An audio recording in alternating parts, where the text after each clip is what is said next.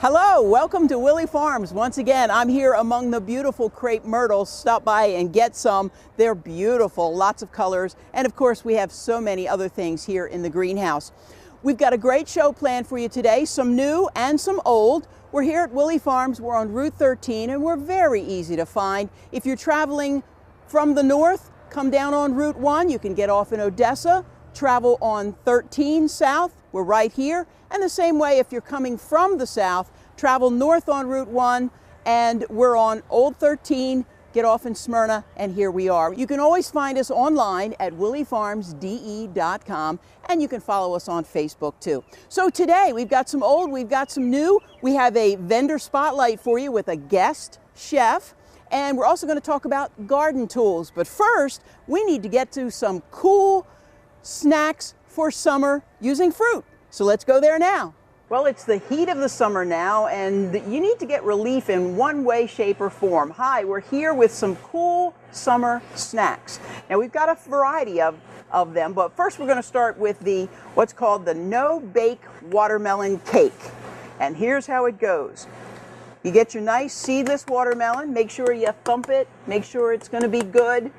If it has a nice kind of a hollow sound, it's going to be nice and ripe. So we get a nice sharp knife and you cut that down, turn it around, and cut that again. And of course you don't want to waste this, so you can cut that up and make little portions out of it and people can enjoy that. But for the time being, we're going to put them in that bowl and you turn it up like this. And there are a number of different ways that you can actually cut this away. What I'm going to do is kind of like what you might do with a pineapple, is cut it away like this. Cut the rind away. And there are a number of different ways that you can actually make the cake. You can make it an upright cake, which is what I'm attempting to do at this point.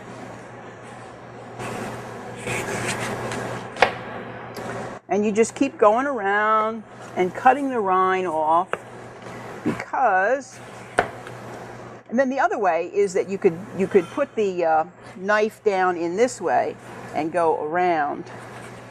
So whichever way you want to do it is the way that you want to do it. Whatever is more comfortable for you. But you get all that rind off and put that over here. Get all the rind off here. Then you kind of shape it up. Make sure you get most of the rind off. That there, like that. Now that's a really tall cake. That's for sure. So what I've done, you can leave it a nice tall cake like that if you want to, but I decided another good way to do this is to take it and just put a flat spot right there, like that. So there's some more watermelon that we can use at another time. Then you put that down there like this. Let's make sure that we take this off. Make sure we get all that off. And then what you do is whatever kind of whipped cream that you like. Now I made whipped cream this morning. Heavy cream, a little bit of powdered sugar, and you just whip it. You take paper towel and you just kind of pat it dry on the outside. Otherwise, the whipped cream won't stick. So you pat it dry like this, and then you start taking your whipped cream, and then you just start putting it on like that. And of course, you go all over the entire piece of watermelon until you get something that looks like this. And there is your watermelon cake. And you top it with whatever kind of berries you like. These are local. Can you see how big these blackberries are? They're absolutely huge, and they are local. So you can get them here at the market. And of course, you can put whatever berry you want on top of the watermelon cake. We have strawberries, the blackberries, the raspberries, and the blueberries. So you could put some nice blueberries in the middle there, make it look all pretty, whatever you want. If you're doing know it looks good. All I can tell you is I hate to come in and interrupt, but I'm sitting over and I'm watching this, and what a great idea, Donna. I mean, just to come up with something like that. How refreshing is this if you're having a barbecue? Exactly. It's a hot day. Exactly. You come out with this, and people think it's too hot for cake, and right. I got to try a slice though. Well, who wants to fire up the oven too, right? Yeah. So we'll cut you. This is just a Oh, you're gonna give me a whole big old piece here. Yeah. Well, we'll cut it. We'll cut it down that way. How about that? Yeah, because I want to taste your whipped cream too and see how that is. There we go. And we've got some forks. Oh yeah, you're all. And you can cut it if you want. And while you're having a taste, I will let everybody know that we have a couple other cool snacks, and that includes, these look like just normal, regular old grapes, don't they? But they're frozen. On a hot summer day, you got a frozen grape, pop that in your mouth, and it's really, really good. Too. And then you got, what are these things here? You make your own popsicle. These are pear juice, apple juice, and orange juice. I was trying to remember. But whatever kind of popsicle maker thing that you have, just mix up whatever flavor that you like, put them in there, freeze them, and see, push up, pop. Just like that. How refreshing is those frozen grapes? I mean, that is a third. Not bad. Everything is. Great ideas. I mean, it's all. And for more information, they're always doing something. You can always find out more right here at Willey Farm. That's right. Well, we got to move along. I mean, we're running on time. But the watermelon cake, you know how to do it now. Make your own. That's right. Yummy. Watermelon. It's always been one of my favorites. And hopefully that watermelon cake is going to be one of your favorites too. But now, let's go out to the garden. Well, kinda. We're going to check out some garden accessories. Let's go. Really good. And here we are in the greenhouse once again. I'm here with Gretchen, who knows everything greenhouse. And today we're talking about tools, garden tools, and some really nifty things that you've got that you wanted to show me. And right here we have tools that are for smaller hands. Is that what you're saying? Yes. Okay. A lot of us that work in the garden, we don't have, they make things for big guys, and not only is it the big guys working in the garden. It just doesn't work for people with smaller hands. It doesn't. So we have trowels here. We have trowels, we've got poppers, we've got clippers, and in particular, I really like this trowel. I always like a trowel that has measurements on it. It's got the measurements. Because different things have to be, they'll say, plant it 3 inches deep, and you're not going to bring a ruler out. A guess, so there you go. Okay. Also has a nice serrated edge too. So if you're trying to get through some roots and you're planting around other plants, that's really helpful. Okay. And what did you call this? These are poppers? It's a dandelion popper. Yeah, I have one, but I never knew what it was called. Yes. And it has a nice, really sharp edge. You go down low because dandelions have really deep roots. Yes. And it doesn't help to just get the top off of it. You want to get the whole plant. You go down, and believe it or not, it really does work. It really does work because I have popped a lot of dandelions using the one that I have. Yes, okay, now we have some smaller clippers, but I see that they're not only are they small, but there's different sizes. There are. Some are just for making cut flowers. Some you might want to trim up, or you even want to bring a bigger branch in. Okay. A lot of these can go up to a ½ inch to cut branches. Okay. So that's really, really helpful. And I love the colors. Yes. It's pretty, but sometimes I find I really like to have something with a really bright color because I want to leave things behind, and I can find it if it's a brighter color, if it's in the grass or in the mulch or under the flowers. Exactly. Well, my father had glaucoma, and as he got older, before he passed, he did still want to do some gardening and yard work, but he would leave things everywhere, so he needed to find them. So he had a particular pitchfork that he had. He would wrap red electrical tape around the handle, and he knew right where to go and get it. So this is the same idea. All right, great. So what do we have next? We're coming around here. And we have a lot of tools that can do double duty as other things. This in particular, this rake, I'll let you do it. I like it. It's small. You can, and if you're down on your knees and you're raking. But it doesn't have to be small. Oh, you can actually twist it. Oh, you twist it. Look at that. Yeah. And then you twist it back, it tightens up. So you're able to either still be on your knees and get farther in your flower bed, or you can just stand up and you put it away and it's small, which is really great. That is awesome. Awesome. Now see, we have some more trowels. Yes, more trowels, more measurements. Always great. These guys here are called bear claws. Oh, I have some of these. Oh my God. I love these. Love. One of They my very are favorite tools. They are so great to use in the yard. As you can see the picture here, you put your hands in those little, put your hands right in there, and so you have these two claws. Yes. And I pick up grass leaves clippings, and leaves. You've trimmed the roses, and they've got all the spikes. all the prickly things. Yes. Yeah. So really, really good. I love those things. One of my very, very favorite Exactly. tools. Okay. Now let's go around here. Now here's something over here, Gretchen, you wanted to show me about. This is pretty neat, and you were explaining that it sort of looks like a rake. Well, it is a rake. And it is a rake, but yeah. this comes out, and then you can, like if you have small plants in small areas, you can get in between with that. But also, let me see if I can do this right. Unlock that, and then just push that down. Yeah, and you just keep going until it's as wide as you want, and you're covering more area. So you can even only do it like that if you wanted to, or full and cover more air. That is awesome. And I love that it goes down so compact. It so goes you can down put it in your garden shed really easily. Right, space. That's good. Twist it to lock it. Yeah. And lock that. There we go. There you go. That is awesome. That is awesome. Cute little rake. Okay, and now we're over to watering. Yes. So we have lots of things to water, and sometimes people forget to water, right? They do. They forget to water. So we have something back here that we use. Well, this is even if you remember to water, but a lot of times people leave their hoses on because something needs to be watered for a long time, and they get distracted with something else, and they go, oh, I've had left the water on for 4 hours. Exactly. And they didn't mean to. Well, this is a timer. Okay. And you can set it for up to an hour, and then it turns off. And then it turns off. Excellent. All right, so we also have some sprayers here, lots of different, and again, lots of colors. Lots of colors. Now I have one of these wands at home, but it's a little longer. Yes. Great for getting farther into the bed, for your hanging baskets. And I like these wands here because mine has a little twisty thing here. Yes. But this has the hand trigger. Yeah. That is the on and off, which is awesome. Wonderful. Again, lots of great colors.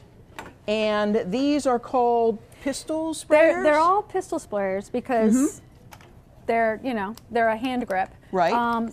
Some have a certain spray pattern, and then there are others that have many spray patterns. So, I see fan, cone, center, jet, so angle. you can be having a nice gentle spray Soaker. for watering the plants, but then there's a jet that you're cleaning off the grass off the deck or off the sidewalk after you move. Okay.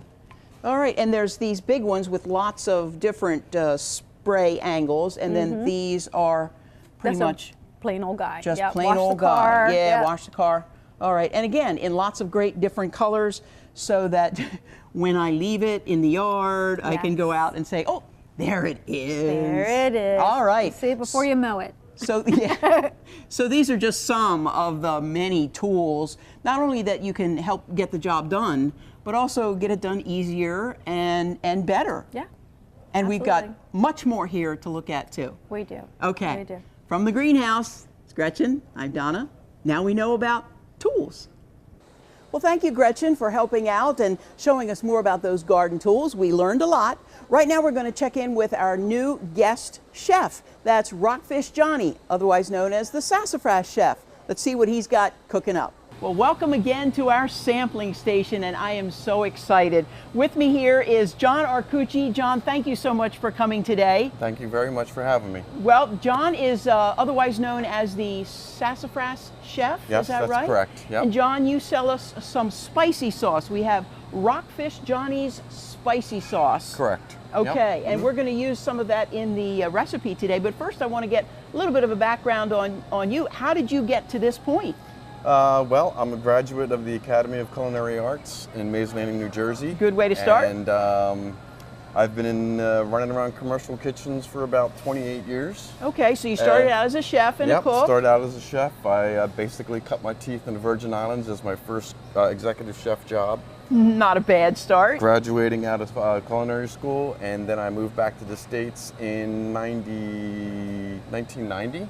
And my wife and I started our own catering business and cafe business. Okay. And the sauce business was a spin-off from the cafe and the catering business. Okay, so you've got the sauce. Mm-hmm. Do you still do the catering and No. you just No. you concentrate on the sauce? We concentrate on the manufacturing and distribution of the sauce. All right. And eventually, as things keep growing, we're going to go into some other sauces and soups as well. All right. Well, today we're going to use the Rockfish Johnnie's spicy sauce. Yep. In a couple of recipes, and I understand it's very, very popular. And what are we going to do today? What are we going to start out with? Well, today we're going to start out with some nachos, which is popular.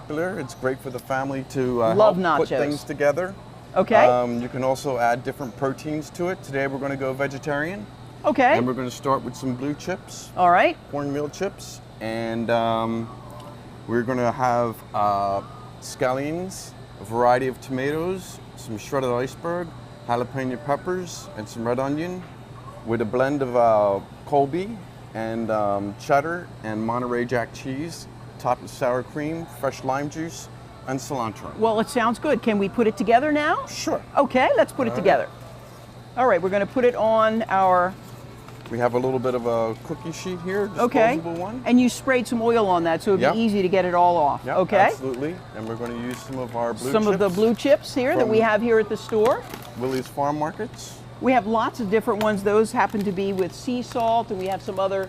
And if you don't want to use the blue, you could go with the Right. regular. There's the chili and lime and other blue. But we're going to go We're with going to these. go with blue today for We're some gonna go color with blue? contrast. All right. Because most of our vegetables and our produce and our dairy products are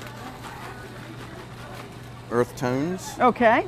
And it's all about the presentation, right? It's all about the presentation. Yeah. If you're not hungry and you look at it, you're still going to eat it.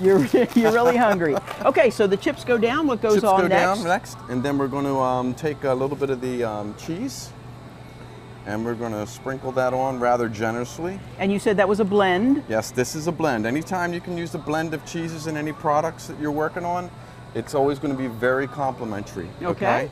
And then we're going to take some of our blended tomatoes, All right. nice freshly chopped. Anytime you're using fresh ingredients, use the fresh ingredients. I'm not a big fan of stadium cheese sauce. However, they are very popular on nachos, and it's easy to do. Is that like the cheese, creamy cheese Yes, whiz kind yes, of? Yeah. yes. Yeah, I don't think I'm a fan of that either. We're going to use a little bit of red onion All right.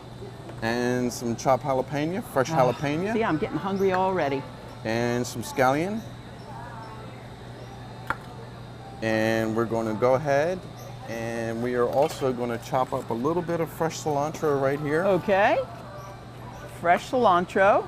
Not a whole lot. You don't want to use too much cilantro. You don't want to have an overpowering of It's just a very cilantro and distinctive nachos, taste. All right? Yeah. So you want to strike a balance here. Okay. I'm saying here we're probably looking at 1 pound to 1.5 pounds of nachos. All right. So we're only using about 1.5 ounces of fresh cilantro over that. Okay. We're going to finish with some fresh squeezed lime juice. That way Awesome. the citrus and the acidity in the citrus is going to bring up all the flavors when we pop it in the Gotcha. oven, Okay. and we're ready to go. Okay. It's And free you put that simple. you put that in the oven Yep, we're going to for put it in the oven for about minute, maybe a minute. minute, just long enough to Just long enough to melt the cheese and melt the roast cheese. vegetables. Okay. And you put it in there, and then when it comes out, It comes out like this. looking like this. Nice picking. There you go, and you just Easy. kind of pick it apart. Yep.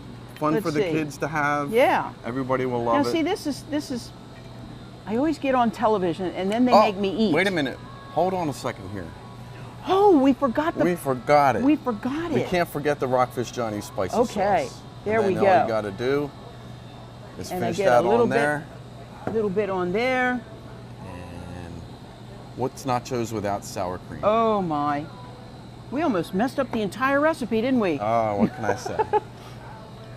And then we're going to have a little bit of A little iceberg lettuce on top. Okay. All right, let me. for some crunchiness. All right. Now the Rockfish Johnnie spicy sauce is not so spicy that it overpowers the palate. It lets you taste the food that you're putting Okay. the sauce on. So it's a complimentary sauce on everything. It goes great on pork, fish, veal, brisket, French fries. Oh, wow. People put it on everything but cereal. And you could Okay. if you want, and you can even try and put it on popcorn, but it's great on everything. And it's one heat. It's not like mild and yeah, hot. like I said, and, it's not like an overpowering. Like, Okay. it enables you to taste the food that you put it on, and still enjoy spiciness if that's what you're into. Okay. Which a lot of people are. Well, that is awesome. We're going to put our nachos right up here. Okay. And now we're ready to move on, aren't we? Absolutely. Okay, we're moving on to the entree, which is We are going to have fish tacos today. fish tacos. And the fish that we are using is grouper, fresh grouper Okay. fillet. But you can use all kinds of different. And you can use all kinds of different fish, whatever your preferences are. You can Okay. use flounder, tilapia, red snapper, salmon, Salmon? bluefish. You can use anything. Okay. Crappies, perch, yellow perch, white perch, Okay. whatever your preference is. Quirkies. Now I have to tell you that this will be a first for me. Okay. I have never had a fish taco before. All right. Well, let's rock. So thrill me. Okay. Okay. All right, we're going to What we're start gonna off with do, our fish tacos. We have some of the grouper in a basic egg washed.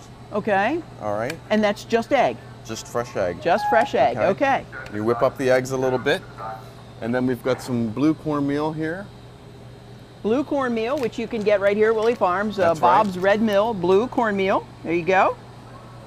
And it's so pretty. Yep. And it's going to match our nachos. Oh, right. Oh, and you're so color coordinated, How John. can I say? My gosh.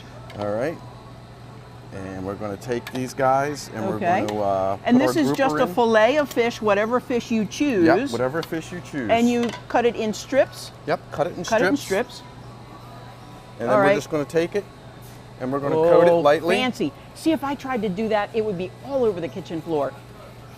We'll just coat it nice and light. Do you practice that? Well- Is there a course in culinary school that's First thing you learn to do is flip things in saute flipping. pans. That's correct. That's the Yes. first thing. Okay. First thing. And is that just because it looks cool, or it's more efficient, Well, or it's more efficient. You hit it all on the right there, Okay. all the major points. there. Okay.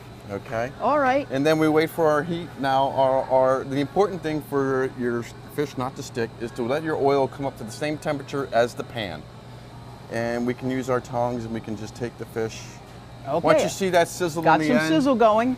we're okay. good to go. We're And good. you can continue adding All the right. product. And is this one of those things where you don't like to crowd it, but Well, you don't want to what will end up happening if you put too much product in the pan, you're going to start losing your coating, okay. and you don't want that. All right. So we'll we'll stop go with there. minimal here. We'll stop with Now, that. you can also deep fry these if you like. Oh, okay. It's all in preference, but we're going to do Here, a nice we'll put that saute here. right there. And this is a blended oil. Doesn't have to be a specific oil. This is a blend of sunflower, olive oil, and canola oil. And we'll just take that, move it around a little bit.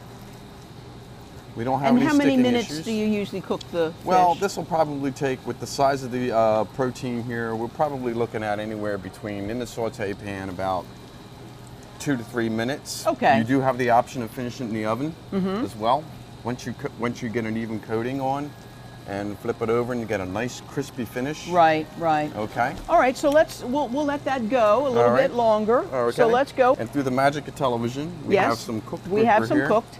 And you put the fish in first? Yep, we're going to put the fish in first Okay. because you're going to need the rest of the, like I like to say, envelope. Okay. To put the rest of your toppings in. All right. Okay, and you don't need a whole lot. Just you enough. know? Just enough because you're going to strike a balance here with the Okay. protein that you have. So you with cover the, rest of your the bottom of the vegetables. shell Just there. Basically cover the bottom of the shell. All right. And then we're going to take some tomato and some onion and some jalapeno and some iceberg. All and then right. we're going to finish with a little bit of cheese on top, so So it let kind me of put acts some- as the glue in the oven. Oh, okay. Right, When right, you right, toast right, these right. puppies up. Yep. Okay. Jalapeno. You know, I think I'm going to bypass the jalapeno. Okay. But I will take some onion All right. and maybe some scallion. Mm-hmm. Okay. And the lettuce, you said. Yep, we have iceberg. Little bit of iceberg lettuce. And if you like some other kind of leafy green, you can use You that can as use well, whatever right? you like. Right. That's the And- beauty of the culinary world. And some Sour cream. sour cream on top, right? Absolutely. Sour cream. You need some sour cream on yours? Yep. Mm-hmm. Great. Excellent. We're going to go ahead and flip our fish nuggets. Oh, okay. Go Let's- over here because let's- they look like they're ready. Oh, good. Move them around. Get a little toss see, action there's that going on. toss thing going. Okay. Wow, you're good at that. And then, manja, ready to get your sauce on there. Okay, Nice and good. there we And are. We can set that right in here. Set that right over there. Okay, let's put some more cheese over here. Oh, am I doing okay? Yep, All right. fantastic. And a little bit of Rockfish Johnnie's spicy sauce. Yep. Okay. And you know, we can even take some of our finished product and, you know, kind of like put it on the border of this plate as well. Oh, with right. the nachos. Right. And you'll have a nice Okay, presentation. you keep talking. I'm going to have a bite of my very first fish taco. Okay. This might not be pretty on Enjoy. TV. Who knows? Who knows?